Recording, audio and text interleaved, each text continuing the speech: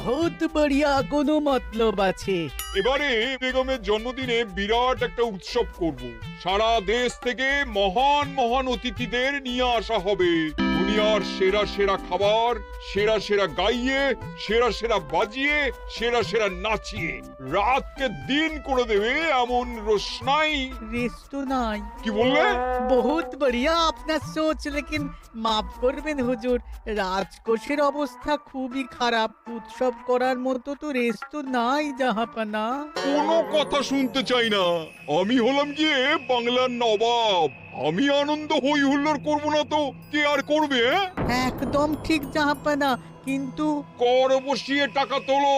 সব কিছুতেই কর বসানো আছে জাহাপানা। হাসি কান্না ছাড়া আর কোনো কিছুতেই কর বসানো যে বাকি নেই।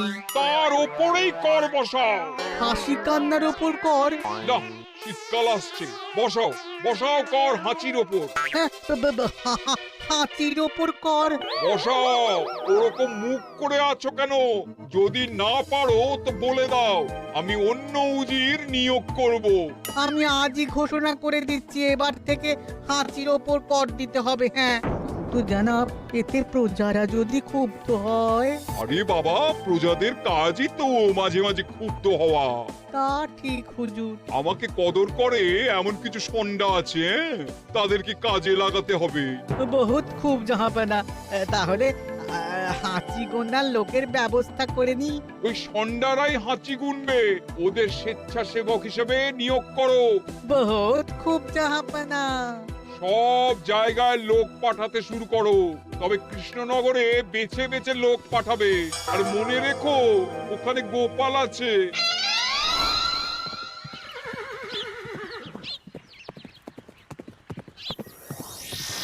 সব জায়গায় কর আদায়কারী পাঠিয়ে দেওয়া হয়েছে জাহাপানা।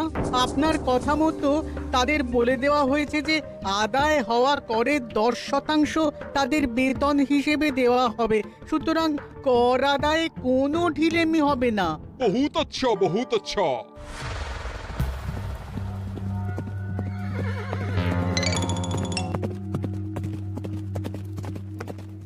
হ্যাঁ, তুমি ঠিক পড়েছো তো মন্ত্রী? হাঁচির উপরে কর? বলেন তো, আর একবার পড়ছি মহারাজ। আসলে এটা নবাবই মশকরা। আমাদের নবাব যে খুবই রসিক মানুষ তা তো আমরা দেখেছি। বারবার কৃষ্ণনগরের সঙ্গে রসিকতা করতে গিয়ে হাঁড়ি ফেটে রস একেবারে মাখামাখি হয়েছে, আর সারা গায়ে পিঁপড়ে ধরেছে। মস্করা নয়, একদম সত্যি কথা। হাঁচির উপরে কর বসানো হয়েছে, আর আমরা হলাম নবাবের খাস হাঁচি গোনার দল। আমরা এই কৃষ্ণনগরে থিতু হয়ে বসলাম বটে। এবারে হাঁচি গুনবো আর মোহর আদায় করব। গোপাল, তুমি কি বলো? সর্দার, তোমাদের এখানে আসা একেবারেই লোকসান হয়েছে। কেন মশাই? আচ্ছা, আপনি গোপাল? না না, আপনার কোনো কথাই শুনবো না। আমাদের পই পই করে বলে দেওয়া হয়েছে, গোপাল হইতে সাবধান। সর্দার, আমি তোমাকে সাবধান হতেই বলছিলাম। হাঁচি ধরতে গেলে তোমাদের খুব সতর্ক থাকতে হবে, কারণ এই কৃষ্ণনগরের বাসিন্দাদের শরীর স্বাস্থ্য এত ভালো যে এখানে কেউ হাঁচে না, কাশে না, ঢেকুর তোলে না, ইয়ে করে না। বলেন কি মশাই? এটা তো নবাবকে জানাতে হচ্ছে। যাও যাও, এক্ষুনি মুর্শিদাবাদে ফিরে গিয়ে নবাবকে জানাও। ওরে, কেউ এদের যাওয়ার ব্যবস্থা করে দে। ওই তো হেঁচেছে। হাসি এক। পুরো এক মোহর। হাঁচি দুই, দুই মোহর। আরে, এটা তো হাঁচির বাচ্চা, এটা তো ধরলে চলবে না। কেন? হাঁচি হলেই তো হলো। কি করব সর্দার? লিখবো? দেখ, একবার গুনে যখন ফেলেছি পুরো ছাড়তে পারবো না। আধমোহর লেখ। এটা কাশি, কাশিতে কোনো করের কথা নেই। ওরে লেখ লেখ লেখ লেখ লেখ। হাঁচি তিন, পুরো এক মোহর। হাঁচি চার,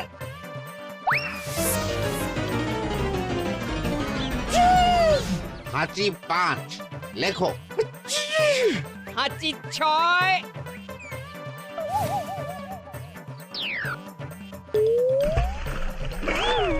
যা যা কি রে, শুনেছিলাম কৃষ্ণনগরের মন্ত্রীটা মাথা মোটা, প্রমাণ হয়ে গেল। জল থেকে উঠবে যখন ঠান্ডা লেগে হাঁচি তো আরো বাড়বে। জলে বুড়ুবুড়ি উঠছে, বেটা জলের তলায় তলায় হাঁটছে, হাঁচি সাত। এখনো তো ফিরলো না, বেলা গড়িয়ে দুপুর হয়ে গেল। ভাববেন না রাজামশাই, আমরা যারা যারা এখানে এসেছি সবাই ধড়িবাজ লোক। মন্ত্রীর হাঁচি নিংড়ে নিয়ে ফিরবে। ছি ছি ছি ছি ছি ছি ছি ছি ছি। কি হলো গোপাল? আমরা কৃষ্ণনগরের প্রবাদ প্রতিম আতিথেয়তার অসম্মান করেছি মহারাজ। কেন? কিভাবে? কখন? এখন মহারাজ, এখন এনারা সেই সুদূর মুর্শিদাবাদ থেকে এসেছেন, আর আমরা এতক্ষণ শুধু অন্য কথাই বলে চলেছি, এনাদের আপ্যায়নের ব্যবস্থা করিনি। তাই তো। মহারাজ, আপনি ব্যস্ত হবেন না। এই কে আছো? শোনো, এদের রাজ অতিথিশালাতে থাকার বিশেষ ব্যবস্থা করো। এদের খাবার যাবে মহারাজের পাকশাল থেকে। এদের সব সুবিধে অসুবিধে দেখার জন্য দাস দাসী নিযুক্ত থাকবে। এই চলো হে চলো। আরে দাঁড়াও সর্দার, হ্যাঁ বলুন। তোমাদের তো আবার গোপালের কথা শোনা বারণ। আমার ব্যবস্থায় বোধহয় তোমরা থাকবে না। বাদ দিন তো, আসলে ভয় ছিল আপনার বুদ্ধিকে, আর ভয় নেই। কেমন আগু পিছু বিচার না করেই বলে ফেললেন এখানে কেউ হাঁচে না। বুঝে গেছি, আসলে গোপাল হলো গল্প। চলো হে চলো, ও বড্ড খিদে পেয়েছে। প্রহরী, এই সর্দারের দলের বাকি লোকগুলো এলে এদেরকেও অতিথিশালায় নিয়ে যেও। হ্যাঁ, আচ্ছা। এ কি গোপাল, এই রক্তচোষাগুলোর জন্য তুমি রাজনিবাস আর রাজভোগের ব্যবস্থা করে দিলে? গোপাল কার পক্ষে মহারাজ? এতক্ষণ গোপালের সব কাজ তো কৃষ্ণনগরের বিপক্ষে গেল। বটেই তো, আমি মনে মনে গণনা করে দেখলাম গোপালের শুল যোগ শুরু হয়েছে। আগামী 1 যুগ ধরে গোপাল যেখানে থাকবে সেখানে রাহুর প্রকোপে দুঃখ দারিদ্র মহামারী একসঙ্গে এসে ধরা পড়বে। মহারাজ, গোপাল কখনো কৃষ্ণনগরের খারাপ ভাবেনি। সে যখন ওই রক্তচোষাদের রাজভোগে রাখার ব্যবস্থা করেছে, তখন বুঝতে হবে এর মধ্যে একটা ঘোরতর পেঁচ আছে। গোপালই তাহলে বলুক কি পেঁচ। মহারাজ, মানুষ বিলাসের সুযোগ পেলে কাজ ভুলে বিলাসেই ডুবে থাকে। কত সম্রাট মহাসম্রাট বিলাসিতায় ডুবে কত সাম্রাজ্য মহাসাম্রাজ্য ভেঙে টুকরো করেছে। এরা তো নবাবের পাঠানো কিছু মূর্খ বালক মাত্র মহারাজ। এদের রাজভোগে ডুবিয়ে দিলে হাঁচির কথা কি এদের মনে থাকবে?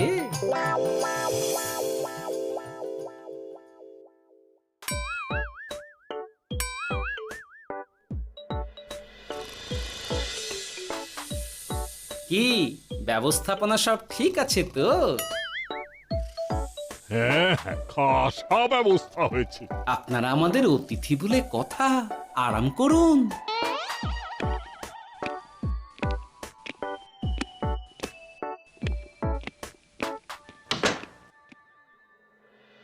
বিজ্ঞানী, তোমার এই দুমুখ আয়না আবিষ্কার তোমার জীবনের সেরা কাজ।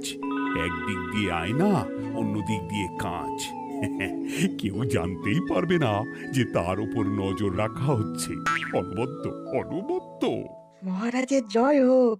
কিন্তু মহারাজ, এই কৃতিত্বের মূল ভাগীদার আমাদের মন্ত্রী। তাই নাকি? হ্যাঁ মহারাজ, মন্ত্রীর দুমুখ কাজকর্ম দেখেই দুমুখ আয়নার কথা আমার মাথায় আসে। মুখ সামলে কথা বলো বিজ্ঞানী।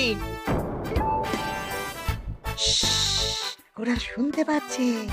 যা চেঁচালেন 20 ইঞ্চির দেওয়াল ভেদ করে ওদিকে চলে যাবে কথা। এই কে যেন কাকে মুখ সামলে কথা বলতে বললো? ওই বাইরে কেউ বলেছে। এই তোমরা সবাই শোনো, অতিথিদের যেন আদর যত্নের ত্রুটি না হয়। আমি আর যাই, কাল সকালে আসবো, কেমন? গোপালকে নিয়ে নবাব আর উজির যেমন ভয় দেখিয়ে দিয়েছিল, গোপাল কিন্তু সেরকম নয়। এই তোরা কি বলিস? না না না না না না, গোপাল একটু ওই হাবা গোবা আছে দাদা। দেখো দেখি কেমন বুক পেতে দিয়েছে, এবার ওদেরই বুকে বসে ওদেরই দাড়ি ওপরাবো। গোপালের জবাব নেই, ঠিক সামলে দিল। মহারাজ, এই প্যাঁচটা আমার মাথাতেই এসেছিল, কিন্তু ওই যে নাকে মাছি ঢুকে গিয়েই সব বরবাদ হয়ে গেল। মহারাজ, এই পরিকল্পনা যদি মন্ত্রীর মাথাতে আগে এসে থাকে তাহলে এদের মন্ত্রী আমার চেয়ে ভালো করে সামলাতে পারবেন মহারাজ। বটেই তো, এই দায়িত্ব আমি নিলাম মহারাজ।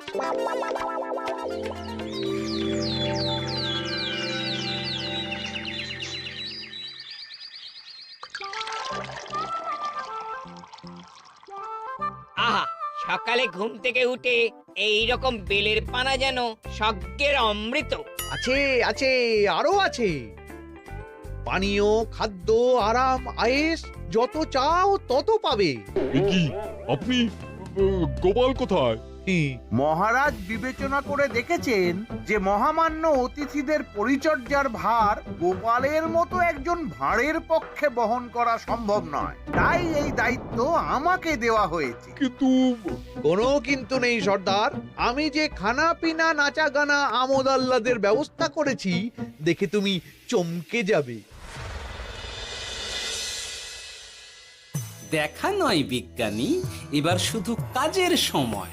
কাল মন্ত্রীর উপর ওদের ভার ছেড়ে দিয়ে কৃষ্ণনগরের যে সর্বনাশটি করেছো, কোনো কাজ করে আর সেটিকে সামলানো যাবে না। হ্যাঁ, আহা, তোমার দেখছি মন্ত্রীর উপরে একটুও আস্থা নেই। ঠিক কি প্যাচ করছো বলো তো? প্যাচের কথা পরে হবে, তোমাকে যত তাড়াতাড়ি সম্ভব হাঁচির ওষুধ আবিষ্কার করতে হবে। হাঁচির ওষুধ? হ্যাঁ, হাঁচির ওষুধ। ওভাবে দেখছো কি বন্ধু, তোমাদের কাজের সব দায়িত্ব এখন আমার কাঁধে। তোমরা আমোদ করবে আর আমি কর আদায় করে তোমার হাতে এনে তুলে দেব। সর্দার, এর মধ্যে একটা চাল আছে মনে হচ্ছে। কি আর আমি বুঝিনি। এখন কি করবে? বিশ্বাস করে আদায় উসুলের ভার এর উপরে ছেড়ে দেবে? পাগল নাকি? মন্ত্রীমশাই, বলো বন্ধু। বলছিলাম আর দেরিতে কাজ কি?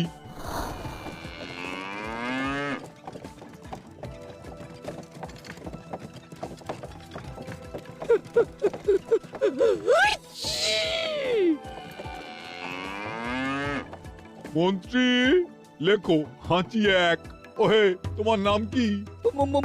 মন্ত্রেশ্বর হুজুরি আগে। লিখুন মন্ত্রীমশাই, নাম লিখুন। ওহে মন্তেশ্বর, হাঁচি কর, এক মোহর ছাড়ো দেখিনি। হাঁচি দুই। আরে যাও, দৌড়ে গিয়ে দু মোহর আদায় করে আনো। রে, তোরা সব কৃষ্ণনগরের কোণে কোণে ছড়িয়ে পড় দেখি, একটা হাঁচিও যেন বাদ না পড়ে। হ্যাঁ,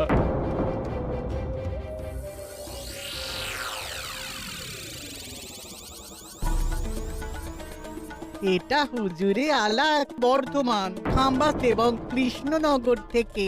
চমৎকার চমৎকার। তাহলে গোপাল কিছু করতে পারেনি, আমাদের যুব শক্তি কৃষ্ণনগরকে পুরো নিংড়ে নিয়ে আসছে। মহারাজ কৃষ্ণচন্দ্রের একটা আবেদন আছে জানাব। এই হাঁচি করের 30% যদি ওই রাজ্যকে দেওয়া যায় তাহলে আদায় উসুল আরো ভালো হবে। ওরা বলেছে যে আপনি যদি 30% দেন তাহলে কর আদায় একেবারে জান লড়িয়ে দেবে। মঞ্জুর মঞ্জুর। আর একটা আর্জি আছে হুজুর, কৃষ্ণচন্দ্র কদিন বাদে নবাবকে কৃষ্ণনগরে আমন্ত্রণ জানিয়েছে। কেন? কৃষ্ণনগরের নবাব এবং তার উন্নয়ন উপলক্ষে এক মহোৎসব হবে।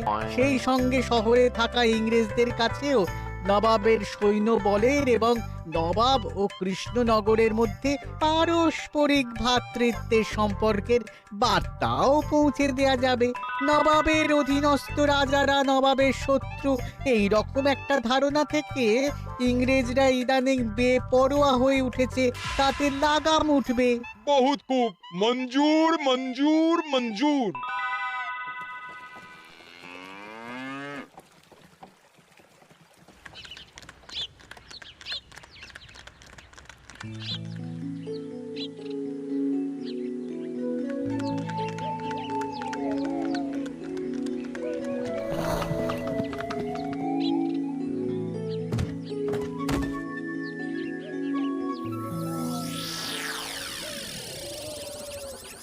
কি ব্যাপার গোপাল? জাহাপনা বলুন কি খিদমত করব? আমি যা বলবো তাই করবে। অবশ্যই জাহাপনা। কি আবার উজির, তুমি সাক্ষী, মহারাজ কৃষ্ণচন্দ্র আপনিও সাক্ষী। গোপাল আমাকে কথা দিয়েছে আমি যা চাইবো তাই করবে। গোপাল, তুমি আমার সঙ্গে মুর্শিদাবাদ যাবে। এখন থেকে আমার দরবারের বিদূষক হিসেবে থাকবে, কেমন? ওরে ওরে ওরে ওরে ওরে তোরা বাজনা বাজা। এখন থেকে গোপাল আর কৃষ্ণনগরের নয়, গোপাল মুর্শিদাবাদের। চলছে বাজা।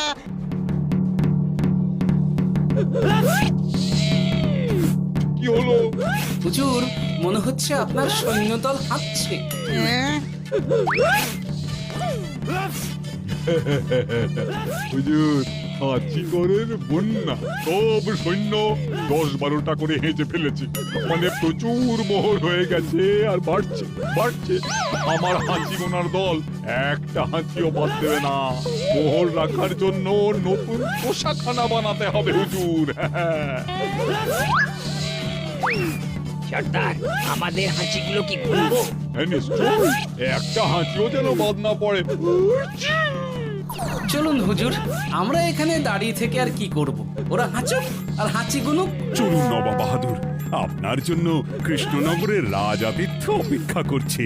হুজুর, আমার মনে হয় আমাদের কৃষ্ণনগরে এখন আর দেরি করা উচিত হবে না। আমরা সোজা শহরের দিকে রওনা হয়ে যাই। শহরের ইংরেজদের শিক্ষা দিয়ে ফেরার পথে আমরা কৃষ্ণনগরের আতিথ্য গ্রহণ করব। সে কি? মহারাজ, নবাবের মতো কর্তব্যপরায়ণ ইনসানকে তার কর্তব্য পালনে বাধা দেবেন না। আমরা ওনার শহর থেকে ফেরার অপেক্ষায় থাকবো। ঠিক, আমার এক্ষুনি শহরে যাওয়ার দরকার। ইংরেজরা সব নিয়ম কানুন ভেঙে চুরে যা ইচ্ছে তাই করতে আরম্ভ করেছে। উচিত সৈন্যদের ডাক দাও, চলো রওনা হই। কিন্তু জাহাপনা, আপনার সৈন্যদের থেকে পাওনা মোহরগুলো এতক্ষণে যা হেঁচেছে, লাখখানেক মোহর তো হয়েই গেছে। ওটা আমরা নিজেদের মধ্যে বুঝে নেব। কিন্তু ওই করের 30% যে কৃষ্ণনগরের পাওনা। পেয়ে যাবে। শহর থেকে ফিরি। আরেকটা কথা, হাঁচি কর ব্যবস্থা এখন থেকে উঠে গেল।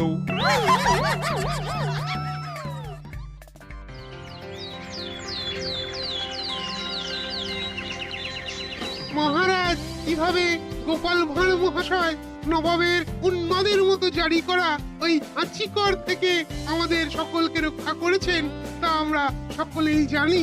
খাম্বাজের তরফ থেকে তাই গোপালকে সামান্য উপহার।